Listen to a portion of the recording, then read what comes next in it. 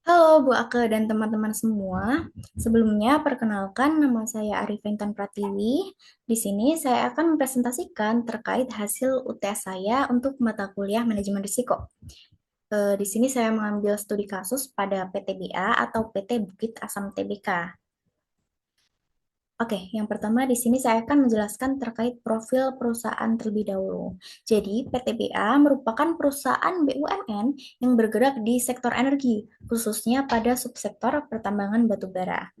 Nah, untuk kegiatan usahanya sendiri, dia sudah terintegrasi mulai dari eksplorasi, penambangan, pengolahan, hingga untuk distribusi dan juga penjualannya, baik ke pasar domestik atau pasar lokal dalam negeri, maupun untuk diekspor ke luar negeri. Selain itu, PTBA ini juga sudah mulai mengembangkan yang namanya hilirisasi batu bara, seperti proyek gasifikasi. Dan juga dia sudah mulai melakukan diversifikasi ke energi baru dan terbarukan sebagai strategi jangka panjang dalam menghadapi transisi energi global. Selanjutnya, di sini saya sudah mengidentifikasi risiko-risiko sekaligus menilai dari segi likelihood-nya dan juga impact-nya dari masing-masing risiko. Yang pertama adalah risiko kepatuhan atau compliance risk. Di sini ada risiko perubahan regulasi pemerintah terkait energi dan lingkungan dengan likelihood dia masuknya likely dan juga untuk impact-nya dia masuk ke katastrofik sehingga dinilai risiko yang sangat tinggi, merupakan risiko yang sangat tinggi. Kemudian selain itu ada risiko ketidakpatuhan terhadap standar lingkungan atau ESG dengan likelihood unlikely dan juga impact severe. Kemudian untuk jenis risiko yang selanjutnya adalah risiko pengendalian atau control risk. Di sini juga ada dua risiko, yaitu yang pertama adalah risiko kelemahan pengendalian internal dalam operasional tambang. Untuk likelihood-nya sendiri, dia masuk ke possible, dan untuk impact-nya dia termasuk moderate.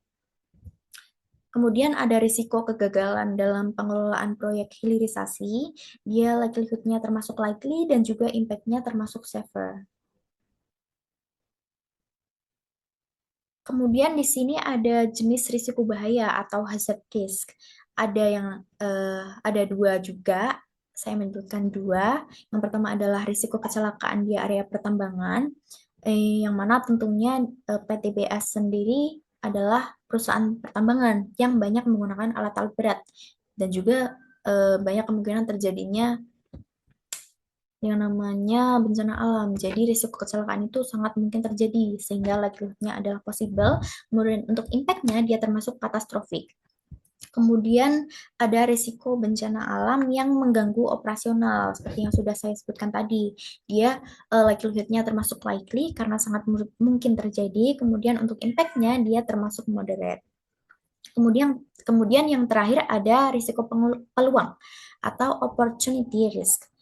Di sini ada risiko kehilangan peluang dalam pengembangan energi terbarukan. Untuk likelihood-nya dia termasuk possible, kemudian untuk impact-nya dia termasuk moderate. Kemudian yang terakhir ada risiko ketergantungan yang tinggi pada batu bara di tengah transisi energi global. Dia untuk likelihood-nya termasuk almost certain, kemudian untuk impact-nya dia termasuk ke severe. Nah, selanjutnya dari hasil penilaian-penilaian risiko tadi, kemudian kita akan petakan di dalam risk matrix ini. Nah, risk matrix ini dia eh, akan membantu kita dalam melihat posisi risiko yang mana sih berdasarkan tingkat likelihood dan juga impact-nya yang dia termasuk risiko yang paling besar gitu, paling butuh untuk diperhatikan. Nah, di sini bisa kita lihat ada beberapa huruf, ada A sampai H, dia itu mewakili ke-8 risiko yang sebelumnya sudah saya sebutkan tadi. Nah, untuk titik-titiknya ini, dia ditentukan berdasarkan dari likelihood-nya dan juga dari impact-nya, gitu. Kemudian dari hasil kita dalam melihat risk matrix tadi, saya sudah menentukan urutan prioritas risiko untuk PTBA. Risiko yang menjadi prioritas utama di sini adalah perubahan regulasi pemerintah terkait energi dan lingkungan. Kenapa? Karena dampaknya dinilai sangat besar terhadap operasional katastrofik tadi dan juga terhadap keberlanjutan bisnis PTBA, serta kemungkinan terjadinya juga cukup tinggi. Contohnya, apabila ada kebijakan kayak Domestic Market Obligation atau DMO, yang mana dia mengharuskan PTBA untuk menjual hasil tambangnya, menjual batu baranya ke dalam negeri dengan harga yang tertentu. Misalnya ditentukan harga maksimalnya segini dan dia kayak sangat rendah gitu, cukup rendah gitu. Tentu saja hal tersebut dapat membatasi dalam dari segi keuntungan perusahaannya, pendapatannya gitu. Selain itu, beberapa risiko lain yang juga dinilai penting adalah seperti ketergantungan tinggi pada batu bara dan juga kecelakaan kerja di area tambang.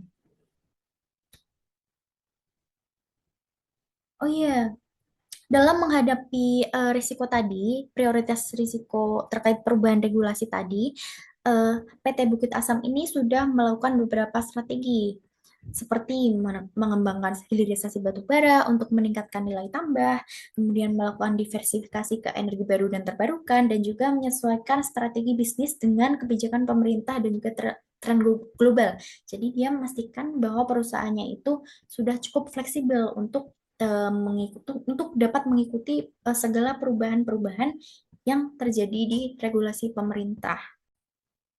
Oke, untuk bagian terakhir ini, di sini saya sudah membuat risk tie dari salah satu hazard risk yang sudah saya sebutkan sebelumnya. Di sini saya mengambil contoh untuk hazard risk kecelakaan.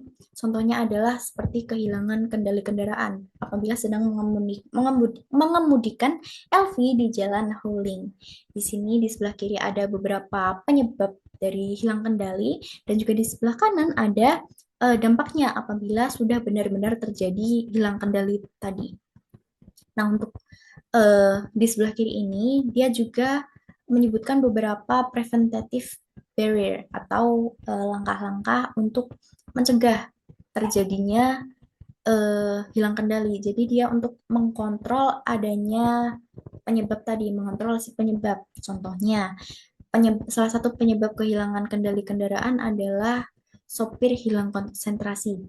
Nah, untuk mencegah terjadinya hilangnya konsentrasi sopir ini tadi, perusahaan tentunya bisa melakukan beberapa upaya seperti larangan penggunaan HP di kabin dan juga driver monitoring system atau DMS. Nah, di sini dia juga ada yang kayak yang namanya apa ya saya lupa. Pokoknya dia kayak bersifat mengganggu dari preventative brain. Jadi apabila memang sudah diterapkan larangan penggunaan HP di kabin, tapi tetap saja masih ada kemungkinan terjadinya pengawasan yang lemah. Nah, untuk mengkontrol si pengawasan lemah ini tadi, si perusahaan bisa seperti memasang CCTV cabin seperti itu. Berlaku juga di semua penyebab yang lainnya, berlaku juga di semua dampak. Untuk dampak, misalnya terjadi kecelakaan kendaraan, langkah mitigasi apa sih yang bisa perusahaan lakukan? Itu ada yang namanya investigasi insiden atau kayak menginvestigasi dari kecelakaan tadi dan juga ada yang namanya prosedur tanggap darurat. Tapi dari prosedur tanggap darurat ini ada kemungkinan juga yang namanya respon lambat dari si petugas prosedur tanggap darurat tadi. Nah, untuk eh, mengontrol adanya respon yang lambat tadi, maka perusahaan ada baiknya melakukan simulasi emergensi secara rutin. Kemudian lagi untuk cedera, apabila sudah hilang kendali, maka bisa saja dampaknya ke cedera, bahkan sampai ke kematian.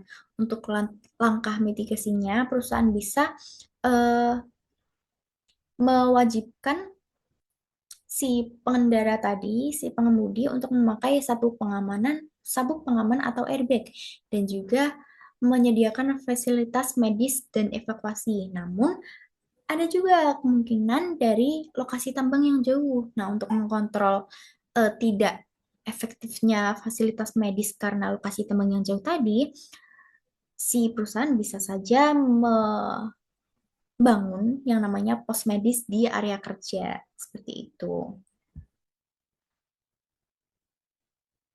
Oke, sudah cukup sekian presentasi dari saya. Apabila ada kekurangan atau kesalahan dalam penyampaian, saya mohon maaf yang sebesar-besarnya. Terima kasih atas perhatiannya. Wassalamualaikum warahmatullahi wabarakatuh.